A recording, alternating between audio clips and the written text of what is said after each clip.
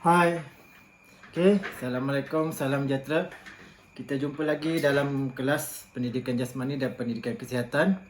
Jadi kita akan teruskan kepada unit 1 pendidikan kesihatan reproduktif dan sosial ataupun PIAS 1.0 kesihatan diri dan reproduktif. Jadi kita akan teruskan dengan skema pembelajaran yang terakhir, yang mana menyatakan maksud amal seksual. Itu yang pertama. Yang kedua, mengenal pasti tingkah laku amal seksual. Yang ketiga, mengaplikasikan kemahiran berkata tidak kepada amal seksual. Dan yang terakhir sekali, menganalisis kesan kepada mangsa dan pemangsa sekiranya kes amal seksual tidak ditangani. Jadi hari ini kita akan bercerita tentang amal seksual. Apakah itu sebenarnya amal seksual? Sebelum kita teruskan, tajuk kesihatan diri dan reproduktif ini diperkenalkan agar murid mengetahui hak kesihatan reproduktif dan seksual untuk mencapai taraf kesihatan optimum, hidup bebas dan selamat.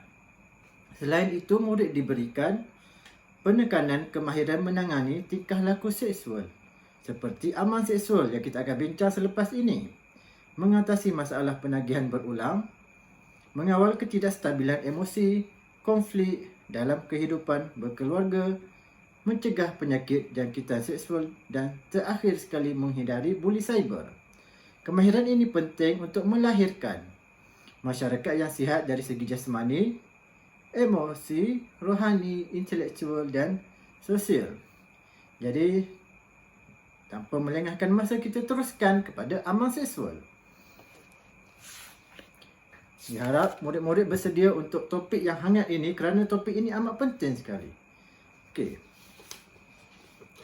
Jadi apakah ini sebenarnya amal seksual? Jadi kita akan tengok apakah maksud sebenarnya amal seksual. Amal seksual amal seksual ini maksud dia. Serangan seksual yang berlaku secara fizikal atau bukan fizikal, seperti melakukan apa-apa perbuatan lain yang melibatkan kontak. Maksudnya sentuhan fizikal dengan seseorang, kanak-kanak walaupun tanpa persetubuhan. Itu maksud dia. Menurut Seksyen 14(A) dan Seksyen 14(B), Undang-Undang Malaysia Akta 792 bahagian Akta Kesalahan-Kesalahan Seksual terhadap Kanak-kanak 2017 menyatakan apa-apa perbuatan menyentuh bahagian seksual mangsa ataupun mangsa dipaksa melakukan sebaliknya terhadap pelaku dianggap amal seksual. Wahab 2018. Jadi itulah amal seksual sebenarnya. Jadi jelas amal seksual ini. Jadi kita akan teruskan kepada bentuk tingkah laku dan contoh. Apakah bentuk tingkah laku dan contohnya amal seksual? Supaya kita jelas yang mana satu dikategorikan amal seksual. Maka kita pergi kepada bentuk tingkah laku. Bentuk tingkah laku serta contoh. Jadi kita akan tengok yang pertama. Yang pertama, gangguan secara lisan. Ni gangguan secara lisan. Apakah gangguan secara lisan? Secara percakapan. Contohnya, kata-kata gurauan, usikan, bunyian dan soalan yang berbentuk cadangan seksual. Itu contoh untuk lisan. Jelas ya? Jadi kita teruskan kepada gangguan bukan lisan ataupun bahasa tubuh. Sebagai contoh, lihat di sini ya. Maka contohnya adalah pandangan atau perlingan yang mempunyai niat atau keinginan. Menjilat bibir contohnya, memegang atau memakan makanan dengan cara menggoda, atau bahasa isyarat yang membayangkan perlakuan seks. Itu contoh bahasa tubuh ataupun bukan lisan. Itu contoh yang kedua. Jadi kita pergi kepada contoh yang seterusnya. Gangguan visual. Gangguan visual. Gangguan visual. Di sini ada contoh dia. Menunjukkan bahan lucah, melukis gambar lucah dan menulis surat berunsur seksual. Itu gangguan visual. Jelas Dan seterusnya kepada gangguan psikologi. Apakah contoh untuk gangguan psikologi? mengulangi jemputan, merayu atau ajakan sosial. Seperti keluar berjalan yang telah ditolak sebelumnya secara berterusan. Maksudnya ajakan itu pernah dibuat sebelumnya tetapi diulang lagi. Sehingga merayu. Jadi yang berbentuk psikologi. Itu gangguan psikologi sebagai contoh. Jadi yang terakhir sekali adalah gangguan fizikal. Bentuk tingkah laku gangguan fizikal. Gangguan fizikal sebagai contoh, dilihat di sini. Sentuhan yang tidak diingini seperti memegang tangan, mangsa secara paksaan, menyentuh bahagian lain tubuh mangsa, menyentuh alat seksual mangsa dan memeluk mangsa secara paksa. Yang terakhir ini adalah gangguan fizikal yang melibatkan pergerakan sentuhan kepada anggota badan. Jadi jelas ada 5 bentuk tingkah laku dan serta contohnya. Ada 5 yang kita terangkan di sini. So itu perkara yang berkaitan dengan amal seksual. Jadi kita akan teruskan kepada subtopik yang seterusnya. Sebelum itu kita lihat di sini. Apa dilihat di sini? Katakan tidak, itu kita besarkan, kita highlightkan, jelaskan. Katakan tidak kepada amal seksual. Bagaimana kita nak mengamalkan? Apakah yang boleh kita lakukan dengan katakan tidak kepada amal seksual? Jadi kita lihat satu persatu. Yang pertama. Nampak di sini sentiasa berada di tempat yang terbuka serta dapat dilihat oleh orang lain. Jangan duduk di tempat yang sunyi, tempat yang tiada orang. Di taman-taman yang tiada orang, yang sunyi. Jadi elakkan, hindarkan. Maksudnya yang pertama, sentiasa berada di tempat yang terbuka. Itu katakan tidak yang pertama. Untuk kita menghindari daripada amal seksual. Itu yang pertama. Yang kedua. Ini yang kedua. Jauhkan diri jika mengesyaki sesuatu yang tidak baik akan berlaku. Sekiranya kita merasa sesuatu perkara buruk akan berlaku, kita jauhkan. Kita sentiasa berwaspada dengan keadaan sekeliling. Jadi itu yang kedua. Jadi kita pergi yang ketiga. Menolak pelawaan untuk berdua-duaan. Ini jelas mudah kita nak faham. Menolak pelawaan untuk berdua-duaan di tempat yang sunyi, ajakan yang berbentuk berdua-dua, nak pergi taman, nak pergi berjalan-jalan secara berdua-duaan. Jadi elakkan, hindarkan, menolak.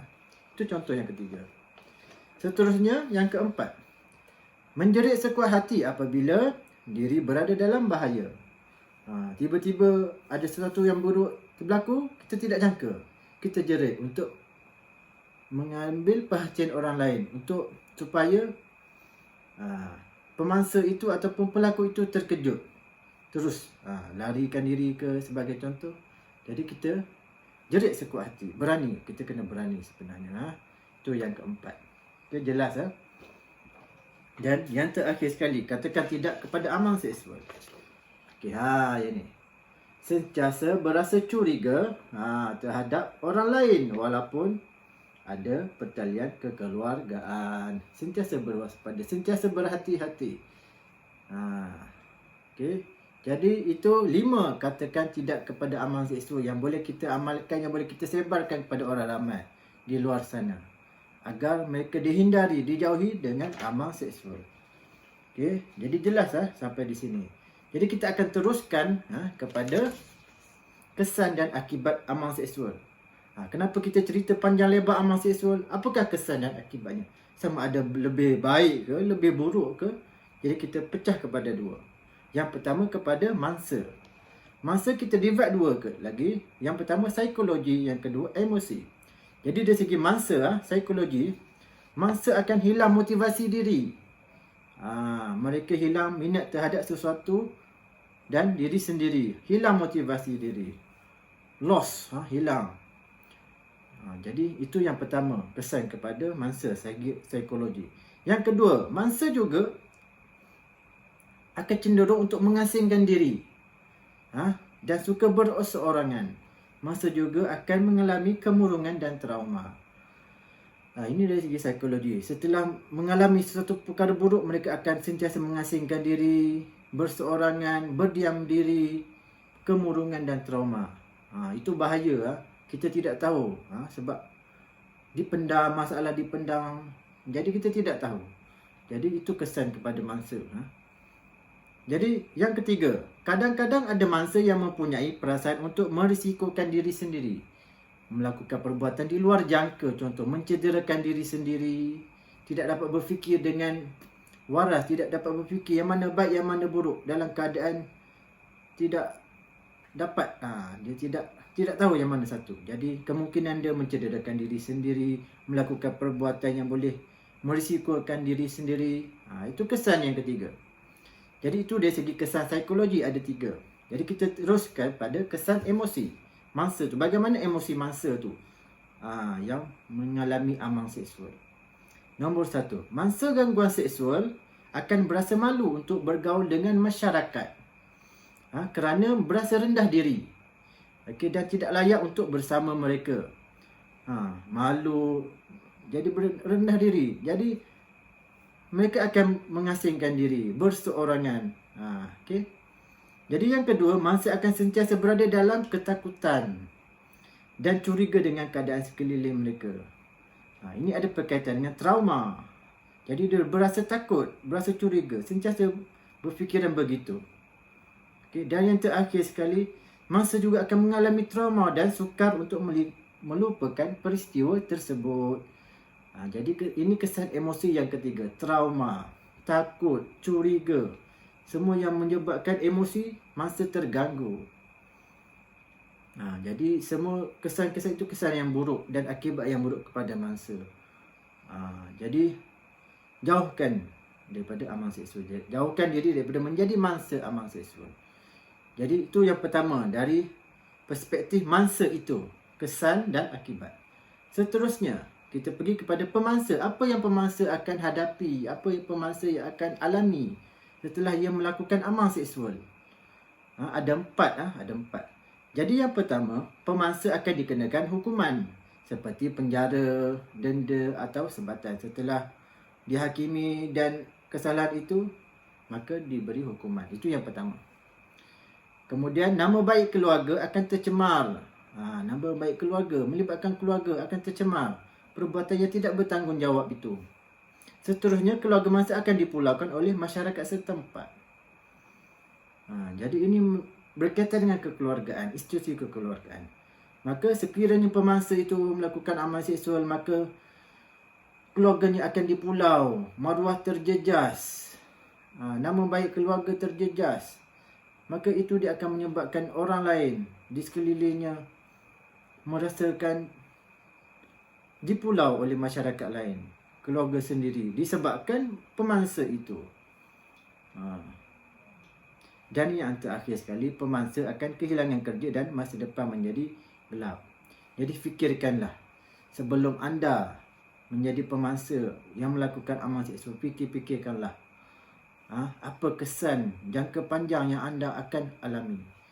Jadi kesan dan akibat amal seksual ini semua yang tidak baik, semua yang buruk, semua yang boleh merisikokan diri sendiri, yang boleh menjatuhkan diri sendiri. Banyak. Jadi kita kena hindari, kena jauhkan diri, kena sentiasa menyebarkan maklumat agar amal seksual ini dapat dihindari, tidak berlaku kepada rakan kita, kepada keluarga kita dan sebagainya. Jadi itu jelas. Jadi jelas sudah kita berbincang tentang amal seksual. Yang pertama tadi tentang maksud, yang kedua bentuk tingkah laku serta contoh, yang ketiga katakan tidak pada amal seksual, dan yang keempat kesan dan akibat pada amal seksual.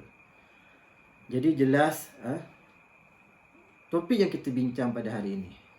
Jadi di akhir perbincangan kita, sedikit persoalan yang kita boleh bincang bersama. Apakah pendekatan bagi membanteras tingkah laku amal seksual ini? Cuba murid-murid dan di luar sana bincangkan dan kongsikan kepada rakan-rakan yang lain. Apakah pendekatan yang sesuai bagi membanteras, ataupun apa kaedah yang sesuai bagi membanteras tingkah laku amal seksual. Okey, jadi perkongsian ini kita sebarkan dan dapat kita amalkan agar kita dijauhi dari perkara-perkara sebegini. Okey. Kita berjumpa lagi dalam kelas seterusnya. Terima kasih.